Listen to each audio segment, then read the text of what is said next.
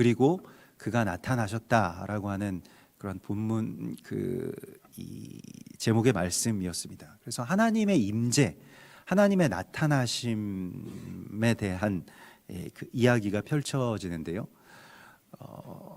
그 아브라함에게 나타나신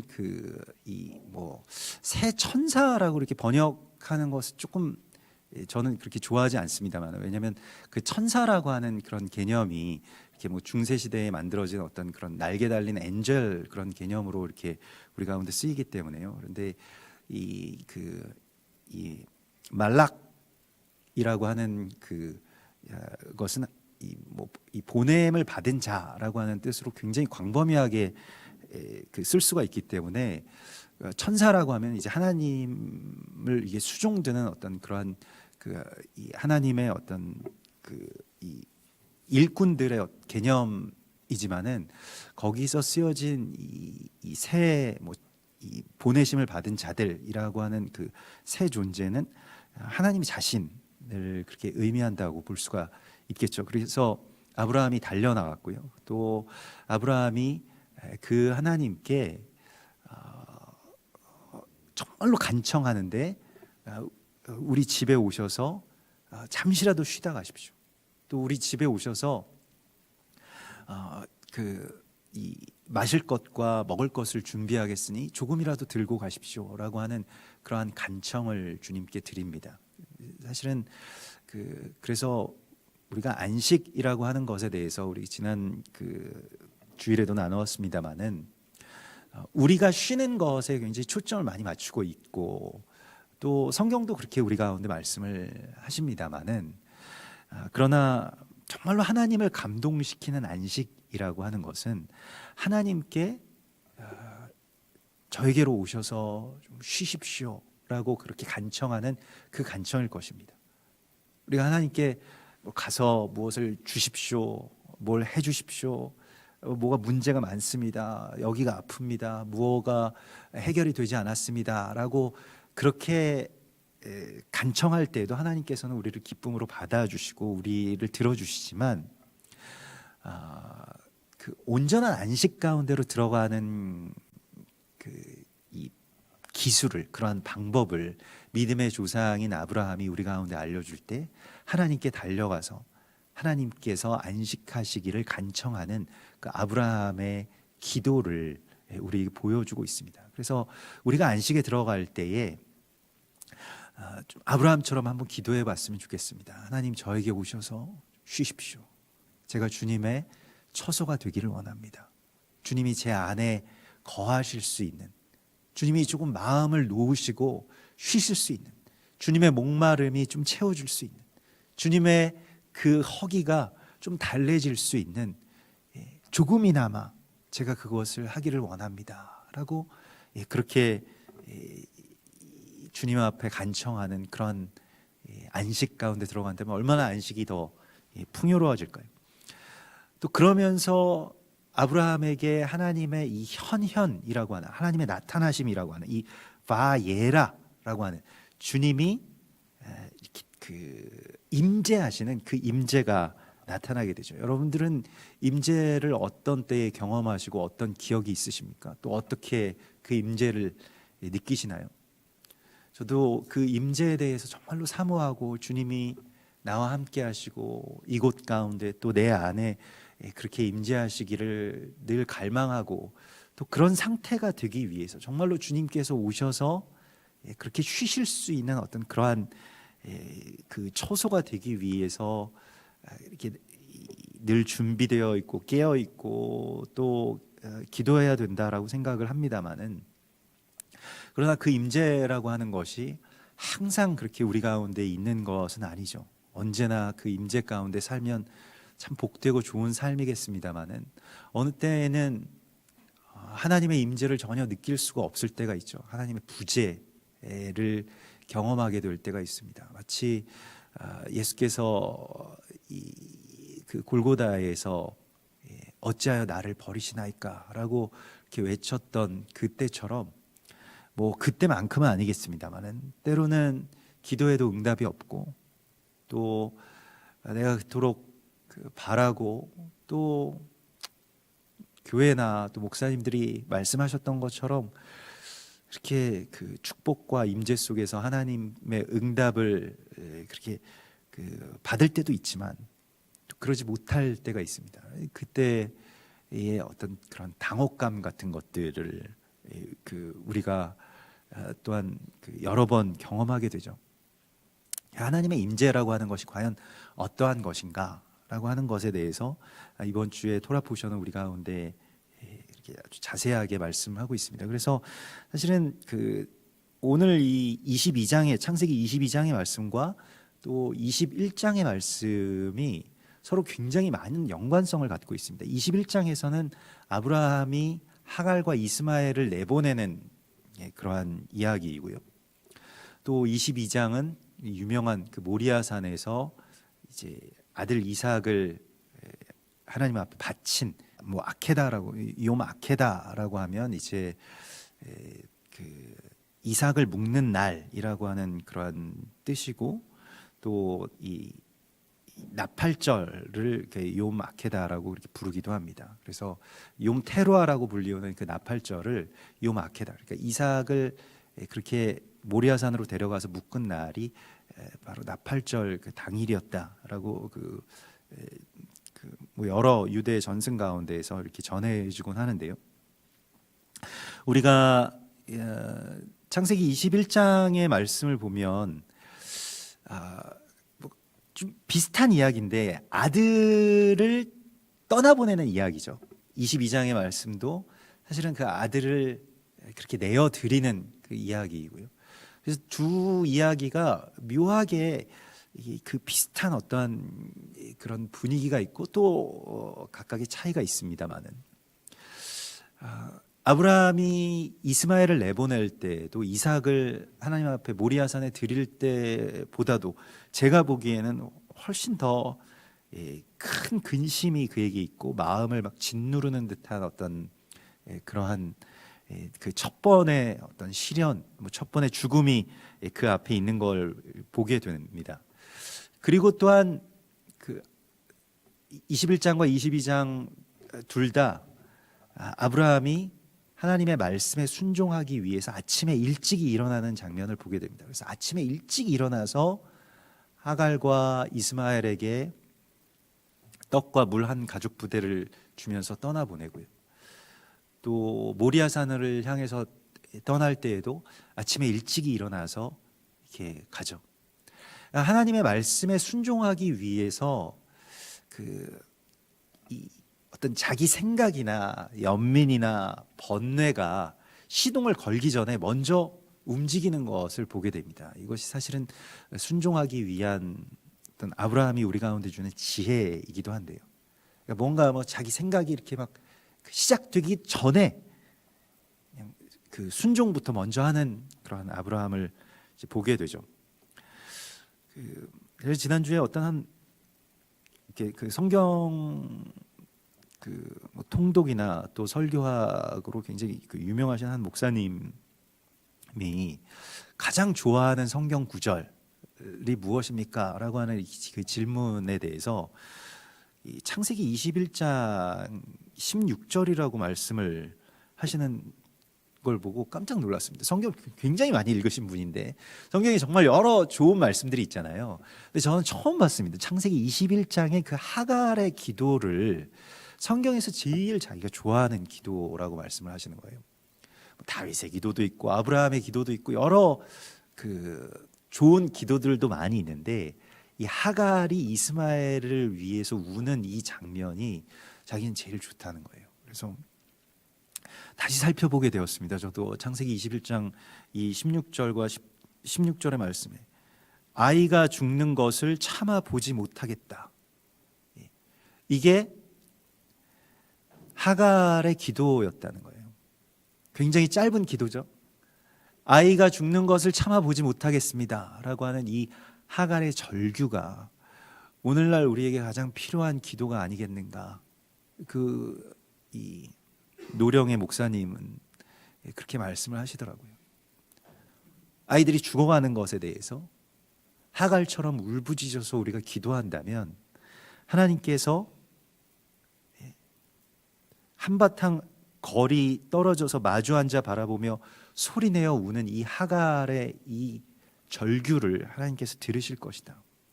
우리에게 필요한 기도가 아이들이 죽어가는 것을 바라보면서, 아이들이 목말라서 기진해서 은혜가 없어서 하나님으로부터 멀어져 가는 것을 바라보면서 그 아이들을 위해서 울어줄 수 있는 그러한 하갈의 기도가 오늘날 필요한 것 같습니다. 이렇게 말씀을 하시는데 마음이 먹먹하더라고요.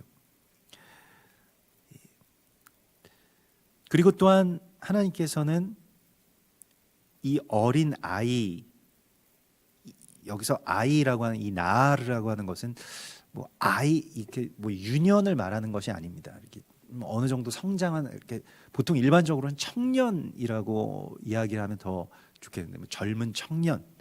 그래서 이 나르라고 하는 말을 쓰고요. 또 22장에서도 보면 내가 아이와 함께 저기 가서 예배하고, 이렇게 22장 5절에서도요.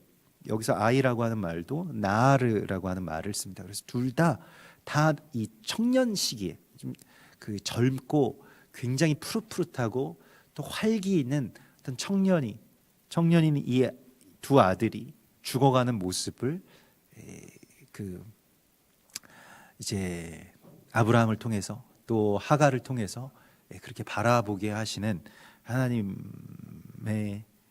그 이야기가 펼쳐지게 됩니다.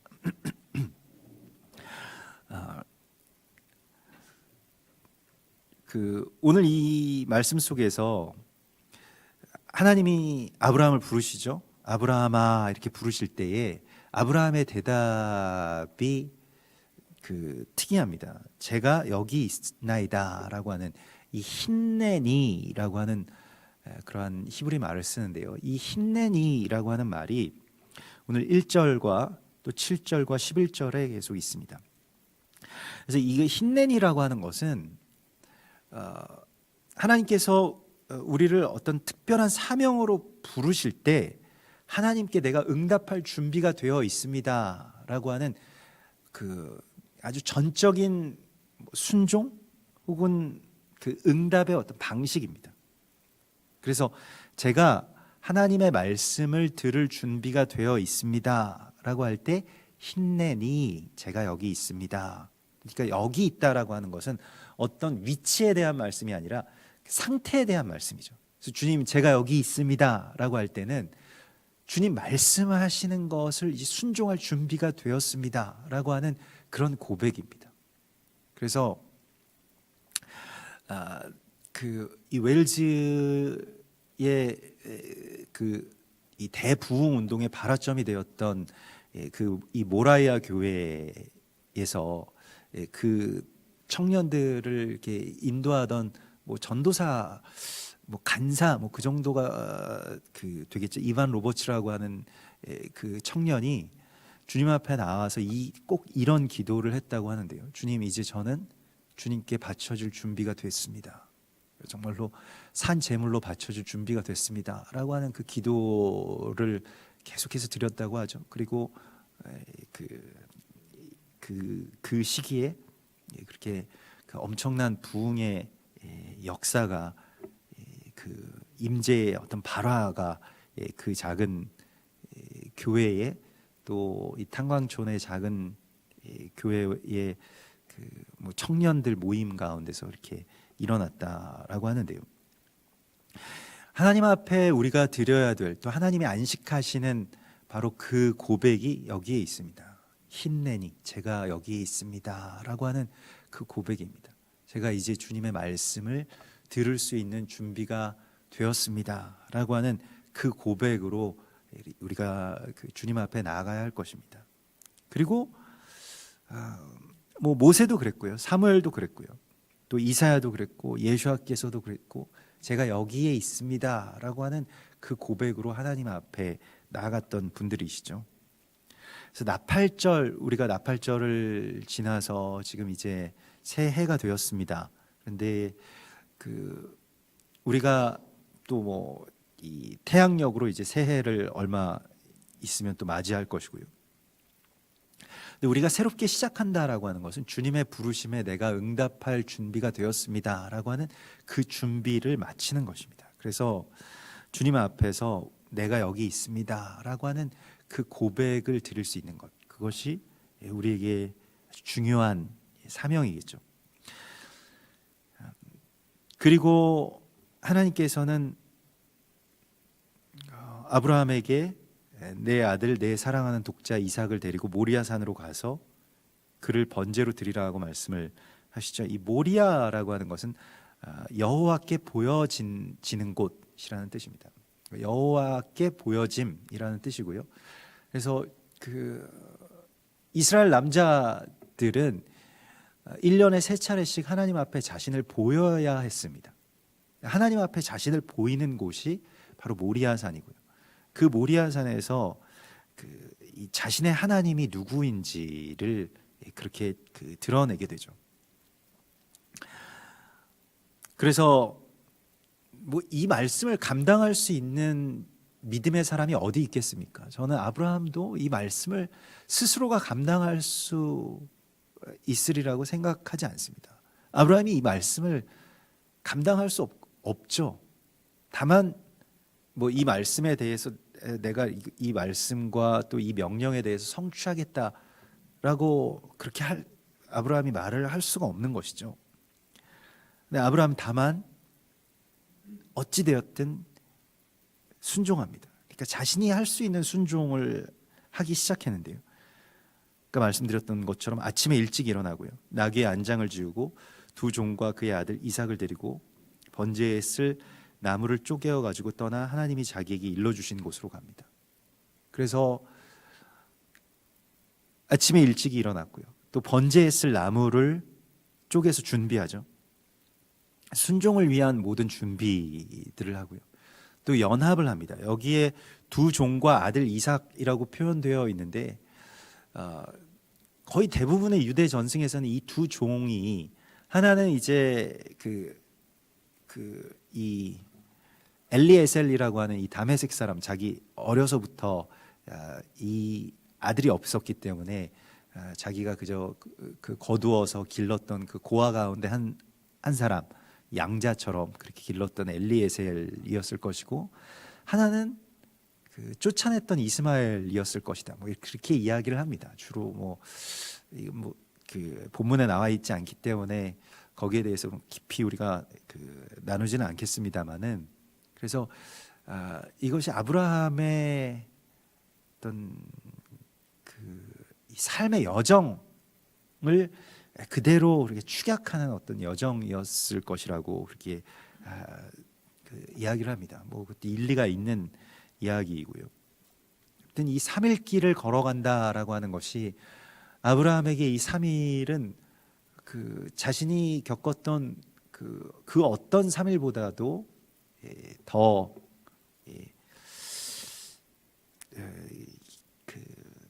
완전히 달랐을 것입니다. 그래서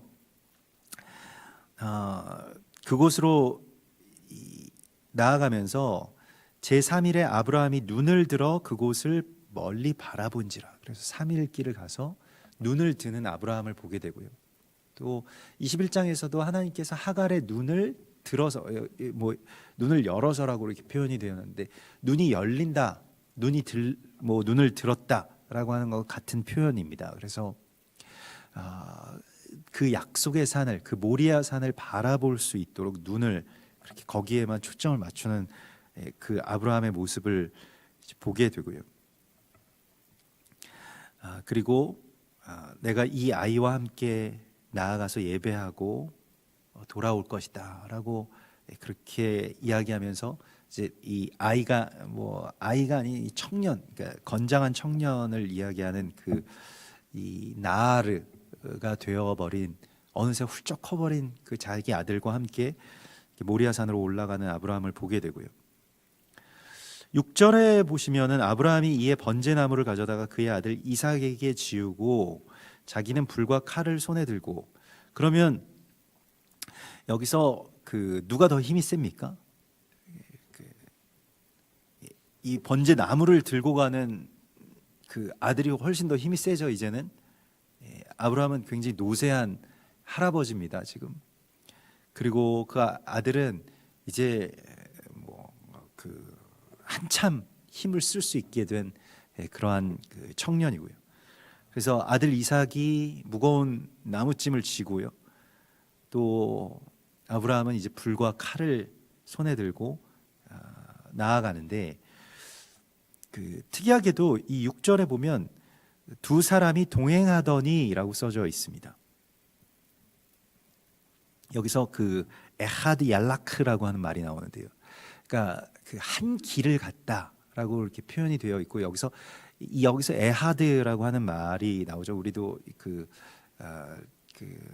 이 원유맨 할 때 그 아담 그 에하드 하다샤 이렇게 되어서 이 에하드라고 하는 것이 이제 한 마음으로 한 사람처럼 마음을 같이하여서 함께 나아간다라고 하는 그런 뜻이고요.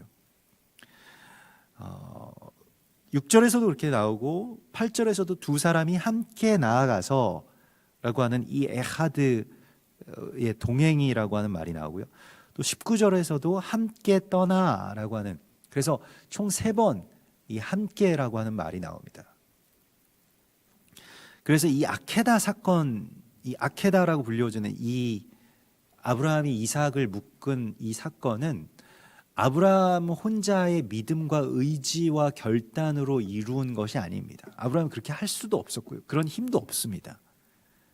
그런데 그 아브라함이 아들 이삭에게 희생을 강요한 그러한 이야기가 아니고, 오히려 하나님의 말씀과 명령을 듣고 슬퍼하고 괴로워하는 아브라함을 위해서 아들 이삭이 스스로 죄물 되기를 자청하고 나선 사건이다, 뭐 이렇게까지 해석을 합니다.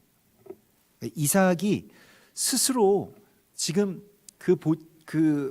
이 나무찜을 지고 올라가는 이 장면, 그리고 앞으로 그 제단 앞에 가서 묶이는 그런 장면 가운데서 아브라함이 힘으로, 완력으로, 또 자기의 어떤 의지와 믿음으로 이삭을 제압해 버린 것이 아니고, 이삭이 거기에 그저 말없이 순종했다는 것입니다. 그것도 자기 공로를 거의 드러내지 않고요. 그래서 오히려 이 이야기 속에서 이 이삭을 더 주목해 보는 이 해석이 우리에게도 더 많은 어떤 그러한 메시지를 전해주죠. 그러면서 7절의 말씀을 보시면 이삭이 마지막으로 묻습니다. 이삭이 3일 길을 오는 동안 생각이 많이 있었겠죠. 이삭은 묵상하는 사람이었고, 그리고 아버지께 한 질문을 하죠. 불과 나무는 있거니와 번제할 어린 양은 어디 있습니까? 이게 해맑게 묻는 것이 아니고, 사실 아버지의 어떤 대답을 듣고 싶었겠죠. 자신이 그런 산 제물이 되어야 할까, 자신이 하나님 앞에 드려지는 제물이 되어야 하는 것에 대해서 아버지 어떻게 생각하실까라고 하는 여러 가지의 어떤 질문들을 하게 됩니다. 근데 오늘 8절의 말씀을 보면 내 아들아 번제할 어린 양은 하나님이 자기를 위하여 친히 준비하시리라 하고 두 사람이 함께 나아갔다라고 이렇게 되어 있습니다. 그래서 아브라함이 그렇게 번제할 어린 양을 하나님께서 친히 준비하실 것이다, 자기를 위하여 준비하실 것이다. 이것은 사실은 우리가 이제 이 모리아산의 이야기가 예수 그리스도의 십자가 사건으로 성취되는 어떤 그 중요한 하나님 이 언약의 어떤 핵심이라고 하는 것을 알기 때문에 이 말씀을 다시 돌이켜 보면 아브라함의 어떤 예언이자 선포죠. 하나님께서 그 양을 스스로 준비하실 것이다 라고 하는 것이요. 자기를 위하여 친히 준비하실 것이다 라고 하는, 그래서 그 아버지의 마음과 계획을 그가 자기 자신도 모르는 사이에 그렇게 선포하는 것을 우리가 보게 됩니다.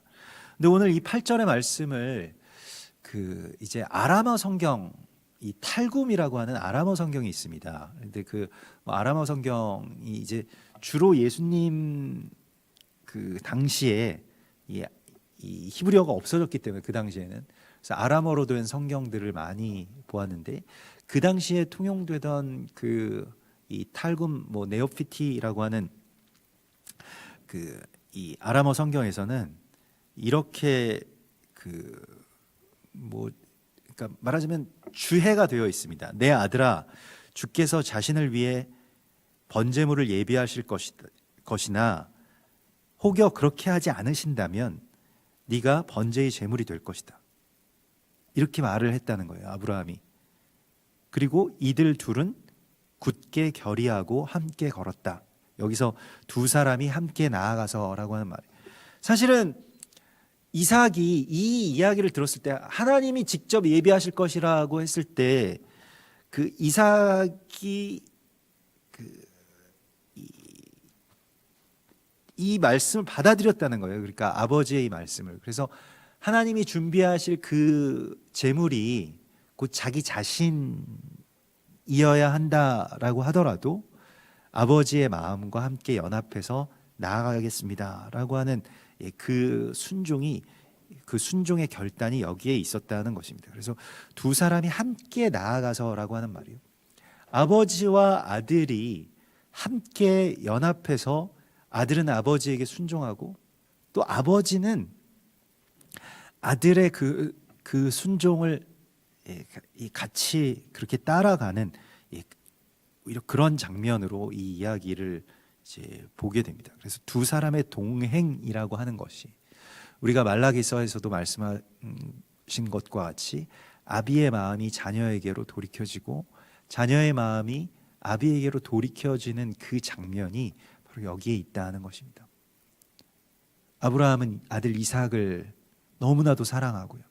또 아들 이삭도 그 아버지인 아브라함을 정말로 사랑하고 신뢰해서 서로가 서로를 위해서 정말 자기 자신을 내어놓는 그러한 어떤 그 하나됨의 결단이 이 안에서 동행으로 그렇게 연결된다는 것입니다. 그리고 그곳에 제단을 쌓고 하나님이 일러주신 바로 그 자리예요.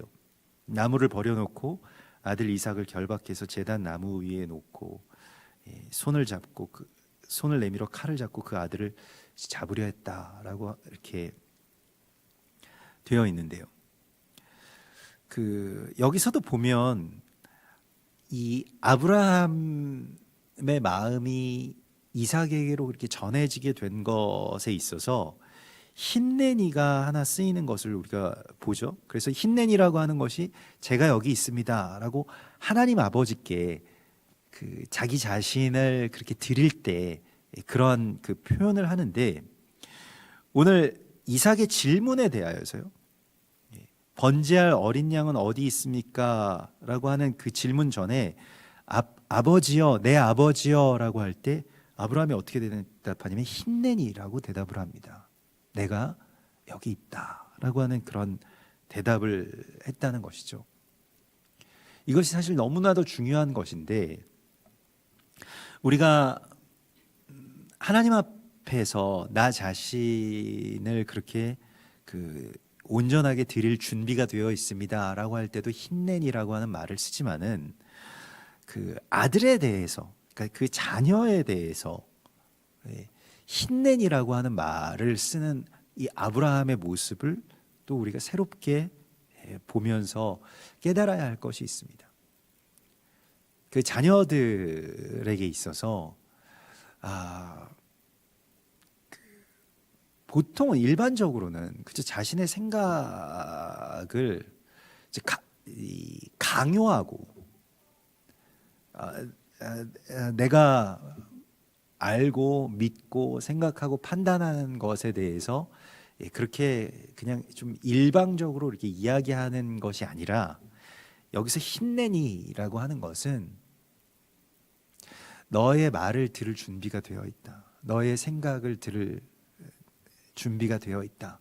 만약에 아들 이삭이 저는 도저히 못하겠습니다라고 한다면 하나님께 버림을 받고 뭐 믿음의 이런 여정이 다 끝나더라도 나는 그것을 멈출 준비가 되어 있다라고 하는 그러한 어떤 자기 삼감의 그 고백이 이 힘낸이라고 하는 짧은 말 가운데 다 들어있다는 것입니다. 그래서 아브라함이 이삭에게 강요한 것이 아니라는 거예요. 오히려 너의 뜻을 좀 이야기해라. 너의 뜻을 내가 들을 준비가 되어 있다. 근데 이삭도 자기의 뜻을 아버지에게 강요하지 않죠. 아버지에게 묻죠. 아버지의 뜻이 어떠하신지, 또 아버지는 어떻게 생각하고 계신지. 그래서 물론 뭐 서로 핵심적으로 네가 재물이야 라고 이 탈굼 성경처럼 그렇게 직접적으로 이야기하지 않지만 알고 있는 그 이야기입니다. 그런데 이게 우리가 어떻게 이 아비와 자녀가 같은 마음을 품을까? 같은 생각을 한다고 해서 같은 마음을 품고 그런 것이 아닙니다. 뭘 같이 그렇게 똑같이 생각한다고 해서 서로 연합되고 그런 것이 아니고요. 그저 서로에 대해서 내가 들을 준비가 되어 있습니다 라고 하는 이 겸손한 고백이 오늘날 아비들인 우리에게서 자녀들에게로 고백되어야 되고요. 또 자녀들 안에서도 아비들에게로 그렇게 고백될 때 참된 연합이 일어납니다. 제가 아버지의 말씀을 들을 준비가 되어 있습니다 라고 하는 것과 또 아버지도 내가 너의 이야기를 이제 좀 들을 준비가 되어 있다. 너는 어떻게 생각하니? 라고 이야기하는 이 힘내니의 자세가 우리 가운데 정말 많이 필요합니다. 우리가 자칫하면 나이가 많고 뭐 이 연륜이 있고 뭐 생각도 다 이제 어느 정도 이렇게 정리가 되어서 다 안다라고 생각이 되면 조금 생각들을 일방적으로 이렇게 전하는 어떤 그 경솔함을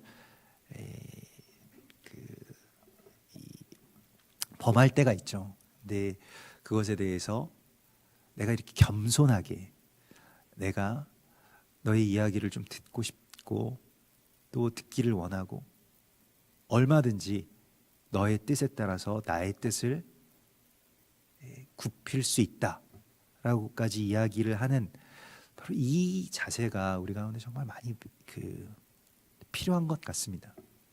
그래서 뭐 늘 말씀드리지만 뭐 간혹 우리가 서로에 대해서 이렇게 많은 것들이 이제 일방적으로 될 때 오해가 많이 쌓이고 또 불신도 쌓이고 또 그러다 보면 막 증오가 막 쌓이잖아요. 그래서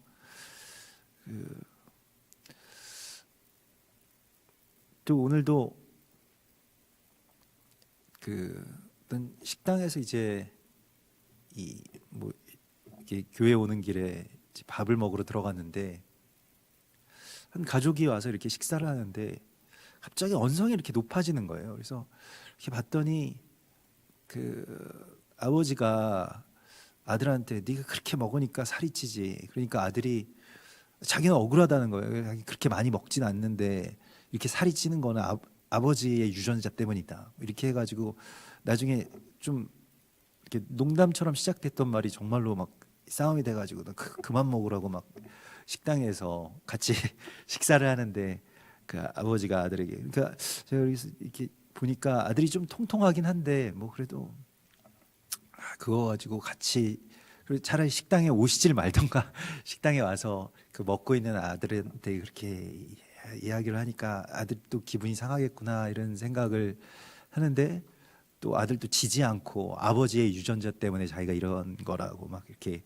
이야기를 해가지고 옆에서 참 안타깝게 부자를 보게 되었는데 사실은 서로에 대한 어떤 존중이라고 하는 것이 이 아브라함이 이삭을 대하는 이 태도 가운데 또 이삭이 그의 아버지를 대하는 태도 가운데 드러나 있습니다. 그래서 막 어떤 이 수치를 드러내고 뭐 핵심을 지적해가지고 너 뭐가 잘못됐고 아버지는 뭐가 잘못되셨고 뭐 이런 것들을 그렇게 드러내는 것이 아니라 지금 아브라함과 이삭의 이야기를 보십시오. 서로가 이게 서로를 그냥 부드럽게 감싸주고 있어요. 그러니까 어떤 그 핵심적인 그 이야기들을 할 때에도 예수님께서도 우리에게 그 비유로 말씀하시잖아요. 그 비유로 말씀하시는 것이 다 이러한 뜻인데, 그래서 이걸 이렇게 잘 덮어주시고 또 어떤 일에 대해서는 저는 그런 말도 참 좋아하는데요. 속아준다는 것이요. 다 알지만 다 알죠. 또 그런 일들에 대해서 다 알지만 그냥 그 이야기에 대해서 속아줄 수도 있고, 이삭이 아브라함에게 속아주잖아요. 또 아브라함도 이삭에게 속아주고요. 이러한 어떤 관계가 이 아버지와 아들의 관계이고, 또 우리 육신의 부모와 자녀의 그런 관계여야 합니다. 또한 하나님 아버지와 우리와의 관계이죠. 그래서 하나님께서도 우리를 그렇게 신뢰해 주시고요, 또 우리도 하나님을 그렇게 신뢰하는 그 관계 안에서 이 언약의 성취가 일어나는 것을 우리가 보게 됩니다. 그래서 아브라함이 제단을 쌓고 나무를 버려놓고 아들 이삭을 결박하는 이 아케다를, 아들을 결박하는 이 일을 하는데요, 사실 우리에게 지금 주님께서 요구하시는 것이 바로 이것인데, 이 아들을 묶는다라고 하는 것은 무엇일까요?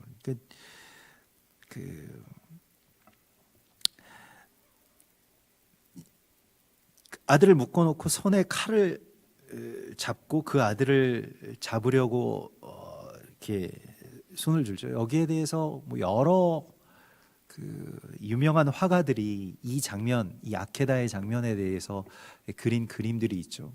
렘브란트도 그렸고요. 또 카라바조라고 하는 그런 그 화가도 이 장면을 그렸고요.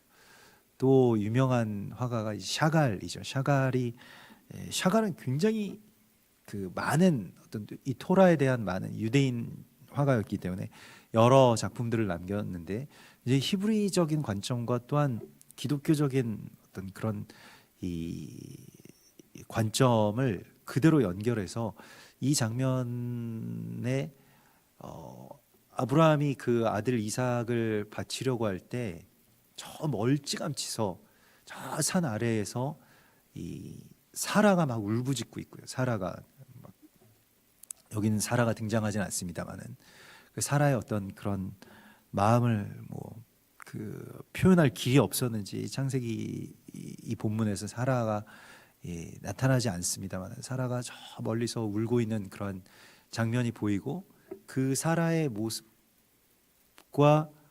같은 동일선상에 이제 멀리 희미하게 십자가가 보이죠. 그래서 골고다 언덕, 그 십자가에서 예수님께서 그렇게 하나님 앞에 드려지시는 그런 장면을 그렇게 그려놓고 있습니다. 그래서 이 아브라함이 이삭을 바치는 이야기와 또한 이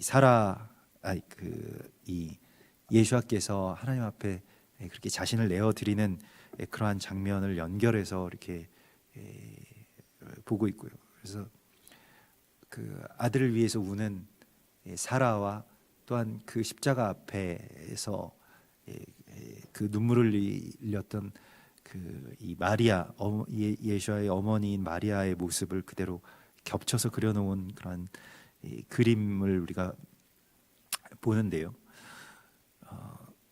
오늘 이제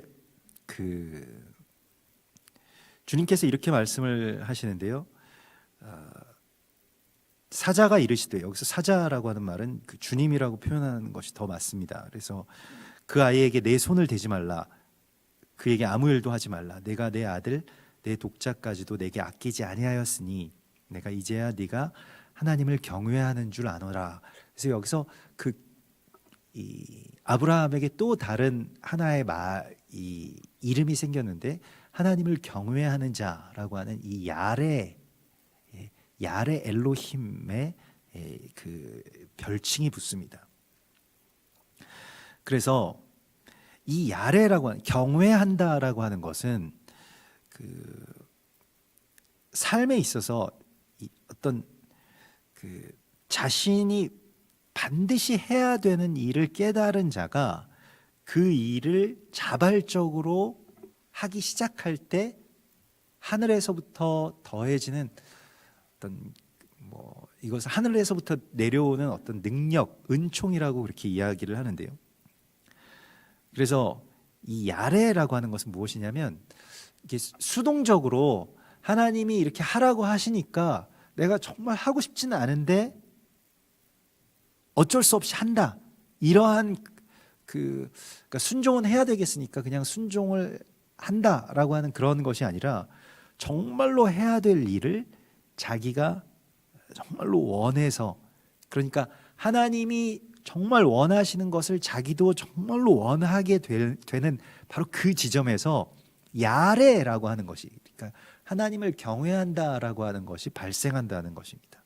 이것을 우리가 예배라고 부르는 것입니다. 그러니까 예배라고 할 때 그냥 예배는 하나님을 찬송하는 그것만 예배가 아니고 하나님을 경외하고 하나님을 예배한다라고 하는 이 야레는 하나님의 뜻과 나의 갈망을 이제 맞추는 것입니다. 그게 만나는 그 지점입니다. 그래서 야레가 없이 하나님을 믿는 그 믿음은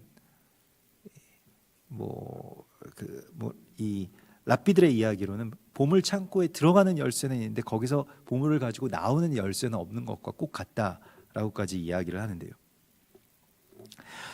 그래서 아브라함이 그 눈을 들어서 살펴본즉 한 순양이 뒤에 있는데 뿔이 수풀에 걸려 있는지라. 여기서 순양의 케렌이라고 하는 이 뿔이 나오죠. 순양의 뿔이 나오고요. 이게 그 우리 뒤에 있는 이 쇼파르가 그 이 순양의 뿔이죠. 그래서 그 이 수풀에 걸려 있는 순양의 뿔, 이게 이제 하나님께서 아브라함에게 보여주신, 또 하나님이 자기 자신을 위해서 예비하신 바로 그 제물이었고요. 여기서 근데 그 뿔, 이 쇼파르에 대해서, 그래서 우리가 쇼파르를 불 때 우리가 이 쇼파르를 불 때 뭐 여러 의미가 있습니다만은 이 아바후라고 하는 랍비는 이렇게 탈무드에서 이런 말을 하는데요. 우리가 쇼파르를 불 때 거룩한 주님께서 우리를 축복하시는데 그것은 이삭이 하나님 앞에 자신을 묶은 것처럼 당신이 주님 앞에 묶이겠다라고 하는 선포, 그러니까 내가 하나님 앞에 이삭처럼 묶이겠습니다라고 하는 선포라는 겁니다. 우리가 쇼파르를 분다라고 하는 것은요. 그 쇼파르를 부는 의미가 여기에까지 있다는 거예요. 그래서 자기 자신을 하나님 앞에 묻겠습니다라고 하는 그 고백, 그 이삭의 고백. 그래서 그 랍비 아바우가 이 탈무드에서 아브라함의 아들 이삭이여, 당신이 자신을 하나님 앞에 스스로 묶었던 것과 같이 나도 하나님 앞에 나 자신을 묶기를 원합니다 라고 하는 그 고백으로 이 쇼파르를 불었다라고 이렇게 이야기를 하는데요.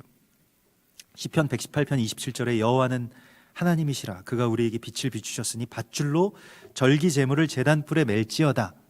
우리가 주님 앞에 내가 스스로 묶이기를 원합니다.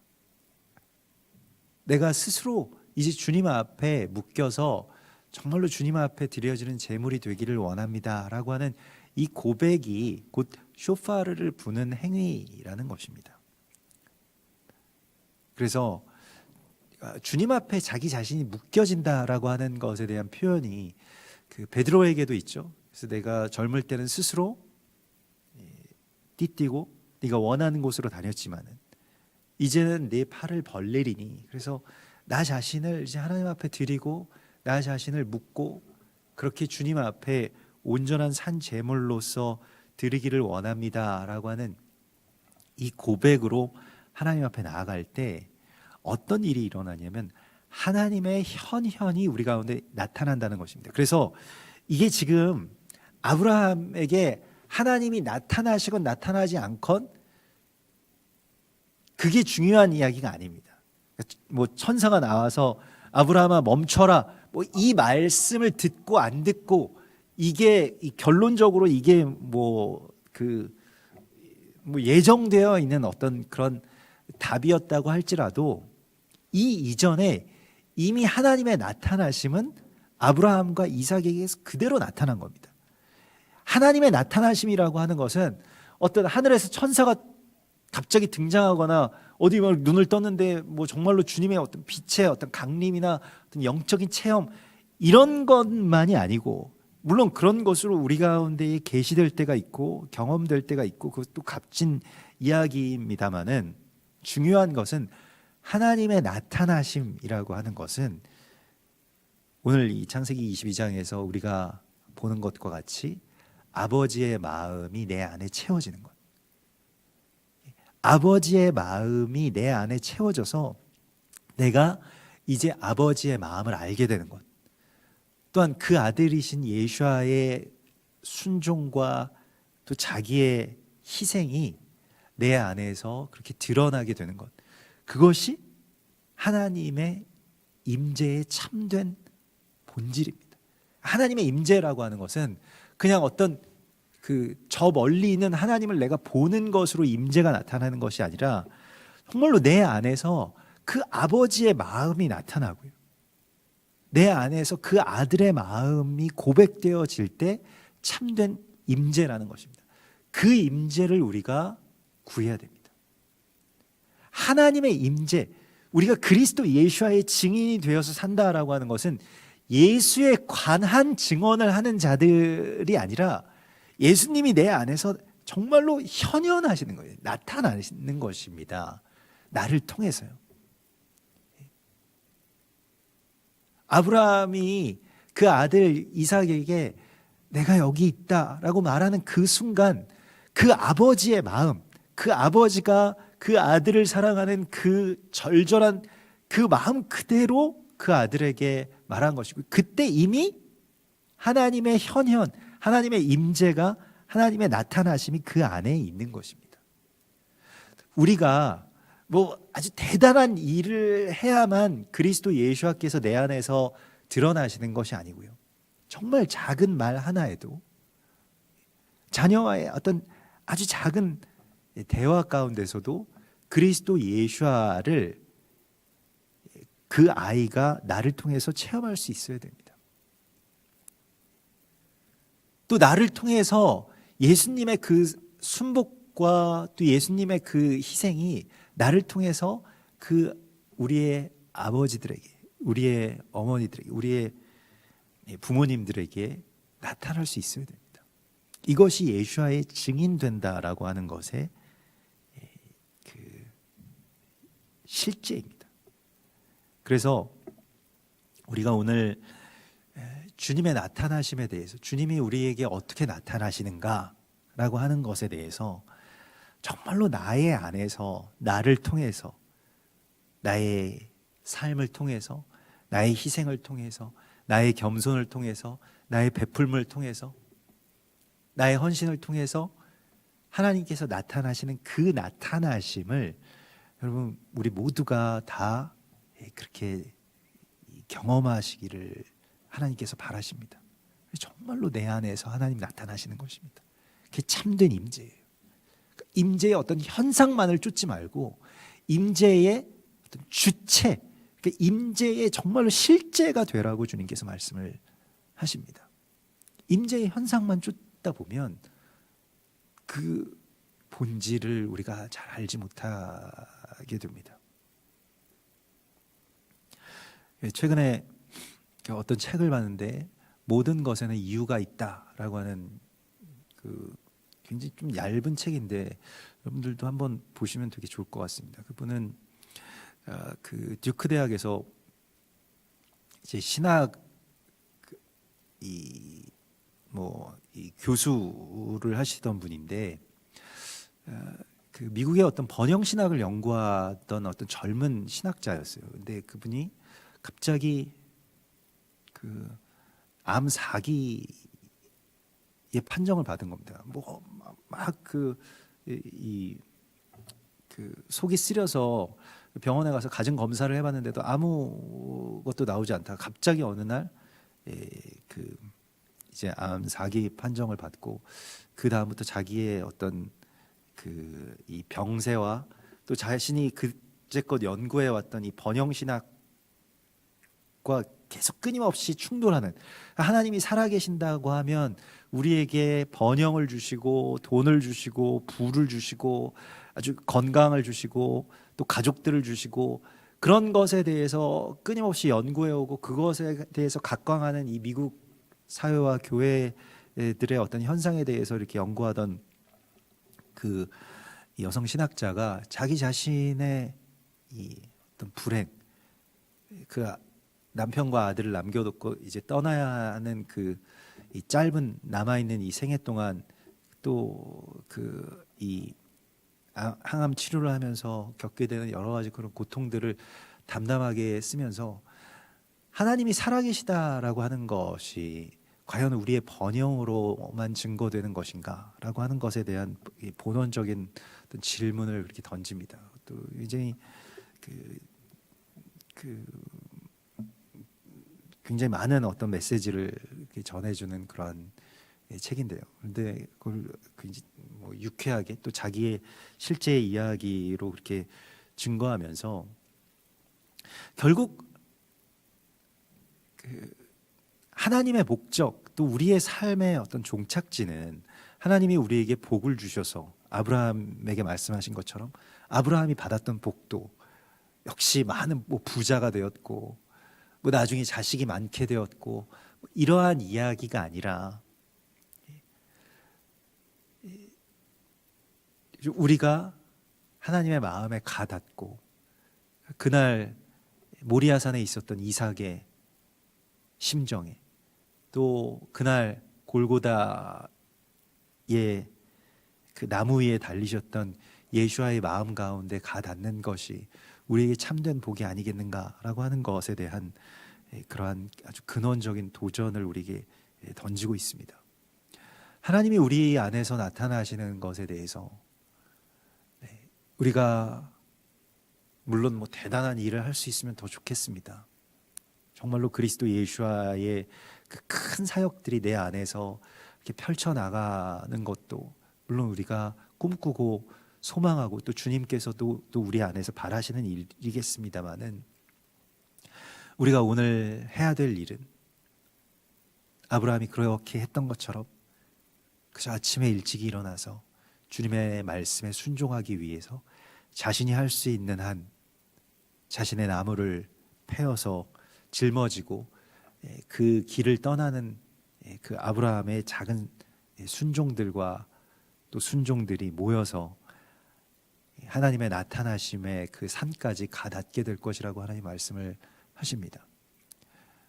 오늘도 우리가 또 이와 같이 주의 제단 앞으로 나와서 또 주님의 안식 가운데로 나와서 또 주께서 우리 안에서 안식하실 것에 대한 꿈을 꾸고 이삭이 아브라함의 마음을 그렇게 안위했던 것처럼 또 노아가 하나님의 마음을 안위했던 것처럼 아브라함이 하나님께 자신의 마음을 그렇게 맞춤으로써 그 아버지의 마음, 아버지가 그 아들 이삭을 바라보는 바로 그 시선을 그 훗날 2000년 후에 골고다에서 있을 하나님과 그의 아들 예수와의 이야기까지 우리를 초대하시면서 또 우리의 마음과 그렇게 연결되기를 바라시는 하나님의 임재의 소망이 오늘 이 말씀을 통해서 우리 가운데